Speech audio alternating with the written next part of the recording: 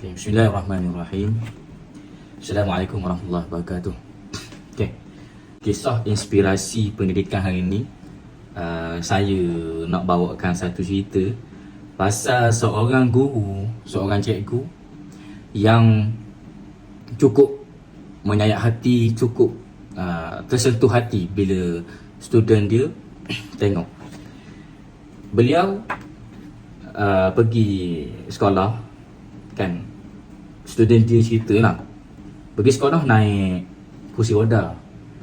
Beliau ada masalah kesihatan lepas tu, dan ada ketika beliau terpaksa guna bantuan oksigen, kan? Bantuan oksigen, dan ada bergantung pada ubat lah. Sakit apa tu belum dia beritahu lah, student dia tak beritahu lagi lah. Setakat saya baca, tak ada lagi student dia menceritakan sakit apa sebenarnya.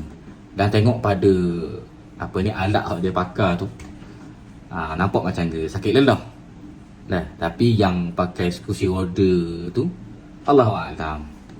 Okay, yang ni saya scroll berdasarkan post satu video ni, kan. Satu video ni yang pakai alat bantuan pernafasan tu je.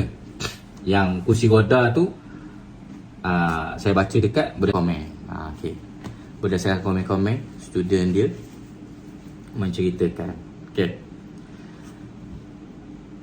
dia masuk kelas, beliau masuk kelas dalam keadaan macam tu, dan tetapi tetap bersemangat untuk beri ilmu, untuk mengajar, untuk memberi penerangan yang terbaik pada student beliau.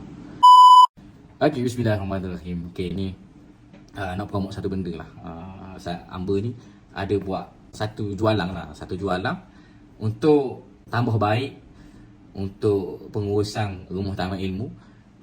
Hak Amber dan isteri Amber usahakan ni, insyaAllah, dan tim rumah taman ilmu juga. Produknya inilah, ada semua boleh tengok semua. Produknya yang ni, colek buah Mak Amber. Colek buah Mak Amber, memang Mak Amber sungguh lah. Dan insyaAllah sedap. Boleh cuba lah. Harga RM10. RM10 dengan berat 500 gram. Sebab beliau rasa satu tanggungjawab, beliau rasa satu amanah, satu orang kata kalau duduk saja, kan, walaupun sakit dada ke, sakit susah nak bergerak ke, dia rasa kalau aku dok buat kelas hari ni, kalau aku tak masuk kelas hari ni, rugi juga student aku. Kenapa nak jawab dalam exam lagi? Student aku ni banyak tak tahu kayak lagi. Sudah dah lah. Dari segi timeline, memanglah student aku dah kerja ni, silibus ni. Kalau aku lepas tajuk ni, aku tak mengajar tajuk ni, tak dah kerja dah. Okay, itu dari segi timeline. Dari segi barakah, dari segi tanggungjawab, value agamanya, nak beritahunya beliau seorang yang cukup jaga.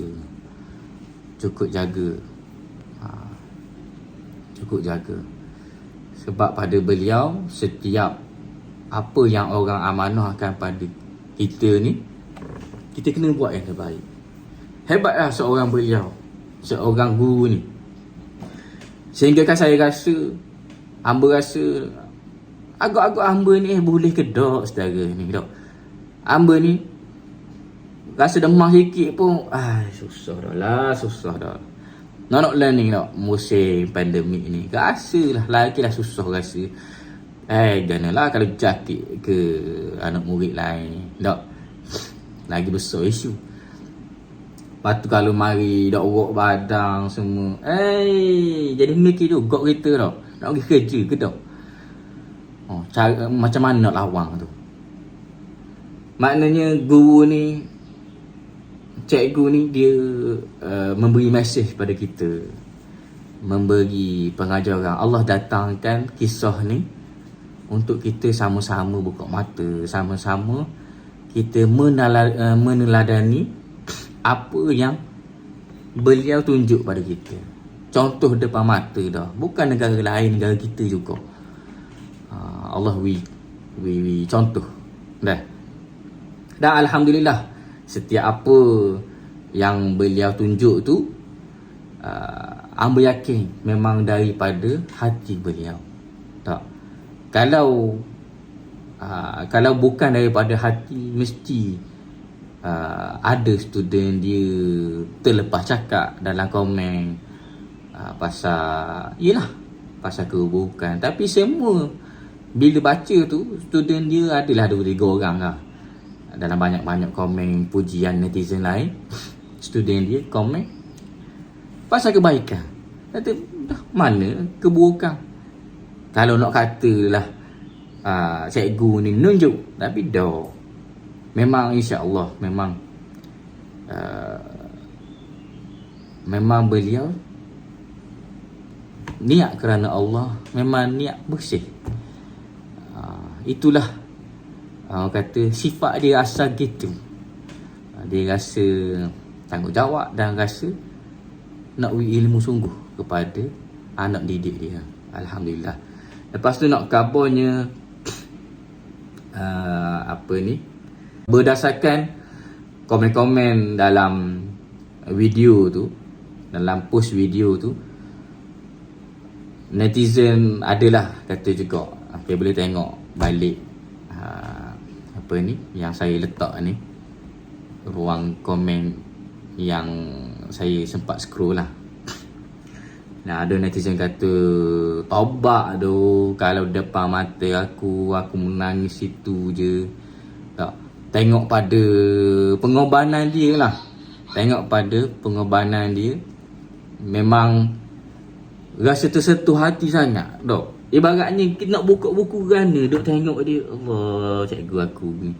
Allah Zahra, cikgu hamba ni memang besar dah tanggungjawabmu, besar dah pengorbananmu pada kami, jasa. Tak. Agak-agak aku nak main-main ke dalam kelasmu ni? Agak-agak aku nak sambil lewa ke? Agak-agak aku tak mudah ke kamu? Nah, bila kita tengok guru kita tengok sakit tapi bersungguh nak mengajar kita mari belaka tau. Mula-mula rasa siang. Lepas tu yang kedua kita rasa, Allah kata, kita rasa macam amanah dan tanggungjawab hak dia pikul tu, memang dia pikul sungguh. Tak. Amanah ni tak nanti ke jawatan.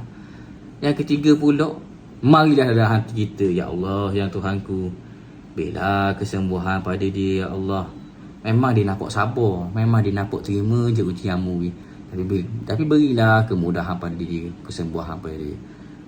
Mari nitah dalam hati kita pun nak doa. Kita doa pada guru kita tu. Tak, betul tak? Bila kita tengok guru kita yang sangat baik dan sangat bertanggungjawab menjalankan amanah dengan niat kerana Allah. Itulah sikit sebanyak pasal kisah inspirasi ni. Cerita detail memanglah saya cari juga, tapi gitulah, tak jumpa mana cerita panjang dia. Tapi berdasarkan video ni, Masya Allah, memang yalah, kita pun boleh merungkai, kita pun boleh mentafsirkan. Wih, banyak tu kita boleh ambil pengajaran. Nah, kesungguhan seorang guru menyampaikan ilmu pada anak didik dengan cukup niat kerana Allah Subhanahu Wa Taala. Sama-sama ambil tiba dan sama-sama kita berkongsi kisah-kisah inspirasi untuk sama-sama kita bangkit, sama-sama kita termotivasi untuk bersungguh belajar, untuk bersungguh mendidik, insya-Allah satu hari nanti. Amin ya rabbal alamin. Allahumma salli ala sayyidina Muhammad wa ala ali sayyidina Muhammad. Bismillah, bismillah, bismillah. La ilaha illallah Muhammadur Rasulullah sallallahu alaihi wasallam.